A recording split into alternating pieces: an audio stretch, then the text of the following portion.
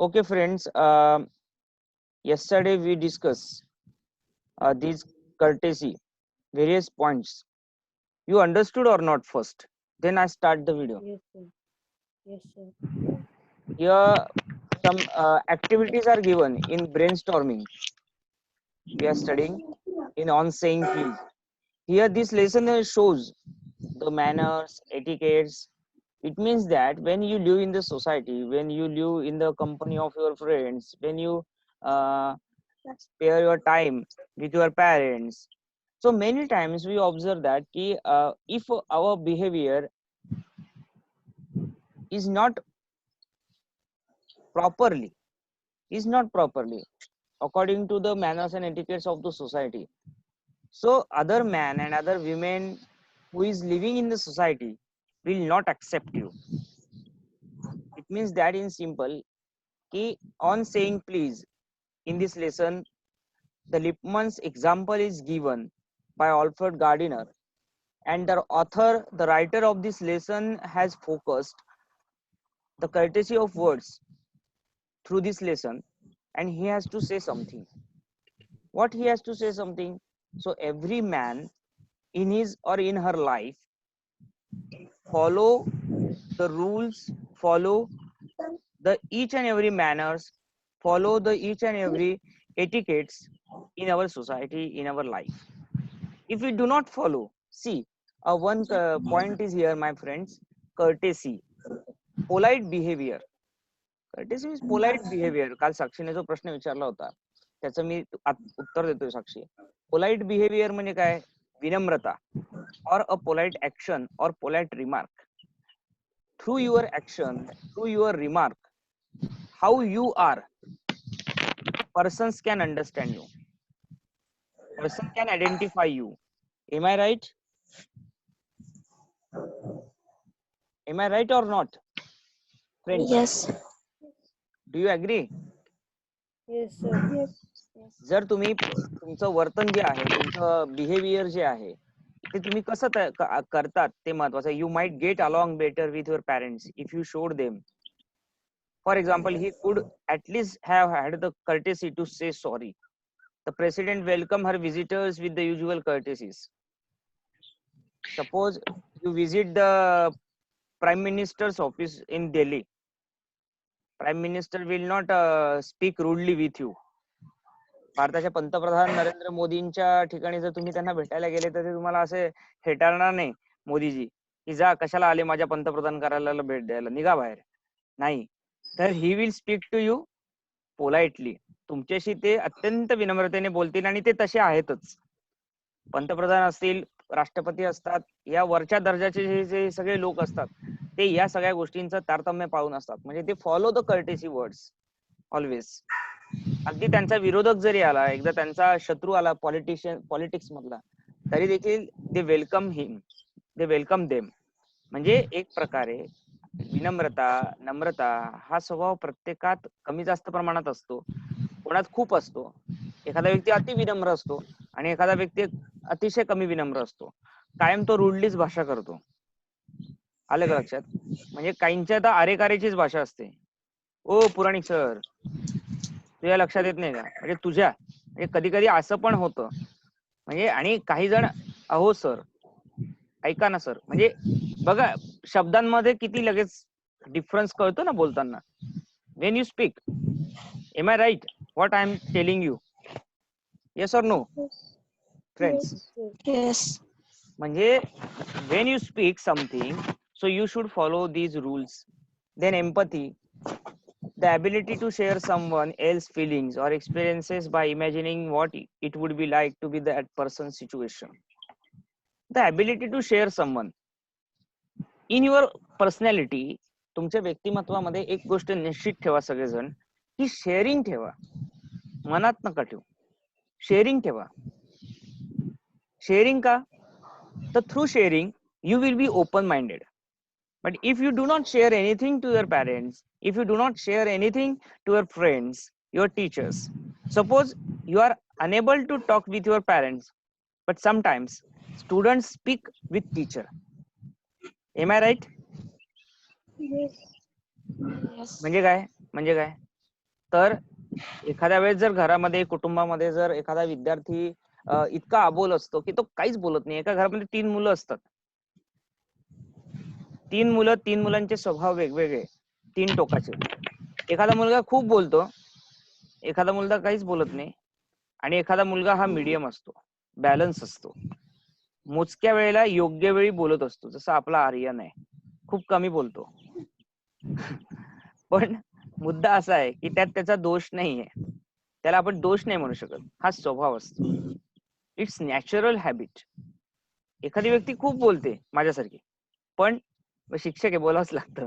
पण सांगायचा मुद्दा असा आहे मित्रांनो की हे जे स्वभाव धर्म असतात प्रत्येकाचे ते आपण ओळखले पाहिजे. Ability to share someone, always try to able sharing something. Sharing is a proper way, proper means of communication. Am I right?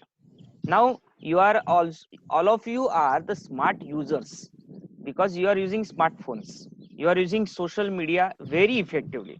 Am I right? Yes. You are using Twitter, you are using Facebook, you are using WhatsApp, you are WhatsApp. using, yes, WhatsApp. Then you are using काय चुकीचं बोललो. you Yes, sir. you are using Twitter. Then YouTube is also the best stage. आपण ज्या links तयार करतोय ते मी communication वाढवतोय. आपण फक्त एक 6 जणांनी मी 7 जणांनी मी असं आपण होतो, पण मी युट्यूबच्या लिंक तयार करून मी तुम्हाला पण फेमस केलं युट्यूबवर.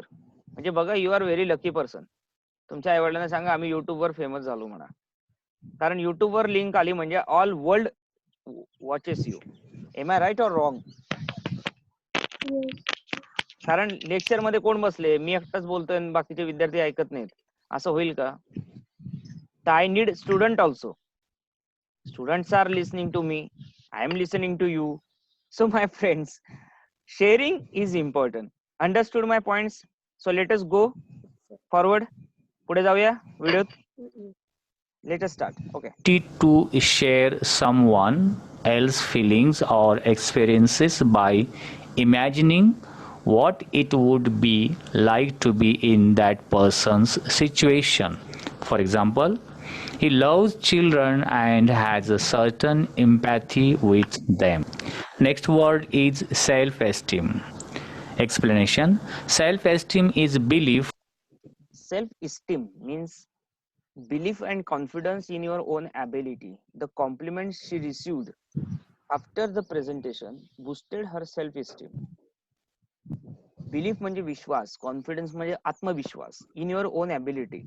तुमच्या जी स्वतःची क्षमता आहे मित्रांनो, तुमची जी ॲबिलिटी आहे त्या ॲबिलिटीला ओळखून तुमच्यातला जो विश्वास आहे तुम्ही तो विश्वास जिंकला पाहिजे. You should win your belief. तुम्हाला तुमचा विश्वास जिंकता आला पाहिजे, तुम्हाला तुमचा आत्मविश्वास जिंकता आला पाहिजे जीवनामध्ये. लक्षात घ्या, it is called as self esteem. Example is given: generosity, a willingness to give help or support especially more than is usual or expected. Willingness म्हणजे इच्छा, उदारमतवादीपणा, willingness. And to give support, to give help, इतरांना support करण्यासाठीची जी इच्छाशक्ती असते, will power असते, ती स्ट्रॉंग पाहिजे प्रत्येक विद्यार्थ्यात. Okay, if you are not having willingness, strong willingness, will power जर स्ट्रॉंग असली ना तर you can win anything in your life. Not in 12th exam, not in 12th exam. इच्छाशक्ती प्रबळ पाहिजे. येस, आपण I am conducting lectures, my students are conducting lectures, they are attending my lectures, they are listening to me every day, and through this here both communication is going on between you and me. हे का होऊ शकलं? my power, my strong willpower is here, and here your strong willpower speaks. तुमची will power strong होती म्हणून आपण दोघांमध्ये जे कम्युनिकेशन आहे, एकमेकांना हेल्प करणं. everyone is helping to me and I am helping to everyone. Am I right or wrong? Right. Right. Am I right or wrong, all of you? Right. कारण एक लक्षात घ्या की विलिंगनेस फार महत्वाचा आहे. मनामध्ये कॉन्फिडन्स कमी जर असेल ना तर जगामध्ये तुम्ही कोणतीही गोष्ट अचीव्ह करता येऊ शकत नाही. का? I got failure in my life. I also got. I was failed in law exam when I was preparing law exam. Me law साठी प्रिपेअर केलं आफ्टर ग्रॅज्युएशन. 2 वर्ष लॉ केलं. माझ्या आयुष्यातले 2 वर्ष वेस्ट झाले. 2 वर्ष मी फेल झालो. I became frustrated. But when my father is psychologist, my father is counselor, so he supported me. Ki why you are becoming frustrated? You choose another career. Go there and study it. बघा, म्हणजे माझ्या बाबतीमध्ये खूप अनेक वाईट गोष्टी आयुष्यात घडल्यात. वाईटच जास्त घडल्यात, चांगल्या खूप कमी घडतात. पण मुद्दा असा आहे मित्रमैत्रिणींनो, की तुमच्या आयुष्यामध्ये एखादी वाईट गोष्ट जर घडली ना, तर तुम्ही त्याच्यातनं बाहेर या, पॉझिटिव्हली बाहेर या आणि विलिंगनेस वाढवा. Increase your willingness and helping nature हे इन्क्रीज करा. हेल्पिंग नेचर, दुसऱ्याला मदत करण्याचं पाहिजे. काही लोक उपमंडूक असतात. बेडूक कसा असतो ना, बेडूक फक्त तळ्यात राहतो. आपण समुद्रात पोहायचंय. समुद्र कसा आहे? अथांग आहे. अरबी समुद्र अथांग आहे, हिंदी महासागर अथांग आहे. पण आपल्याला अभ्यास करताना एकमेकांशी हेल्पिंग नेचर ठेवा. माणूस ओळखून हेल्पिंग करा. ते मी पुढे बोलेल. आजचं जग स्वार्थी आहे, सेल्फिश आहे. आस्थाकडनं काहीतरी स्वार्थ आहे का पुराणिक सरांना? नाही. हा, तनयाकडून काहीतरी स्वार्थ आहे का पुराणिक सरांना? नाही. आर्यनकडनं, सिद्धीकडनं काही स्वार्थ आहे का? म्हणून सर गोड गोड बोलतात? नाही. माणूस ओळखून वागा. माणूस ओळखून, जो आपल्यासाठी करतोय त्याच्याशी आपण चांगलं वागलं पाहिजे. पण जो फक्त आपल्या स्वतःच्यासाठी जगतोय आणि आपला उपयोग करून घेतोय, यूज करून घेतोय, तर ते उपयोग नाही. तर helping nature, supporting nature is important. पुढे जाऊया आपण. And confidence in your own ability and value. For example, the compliments she received after the presentation boosted her self-esteem. Next example,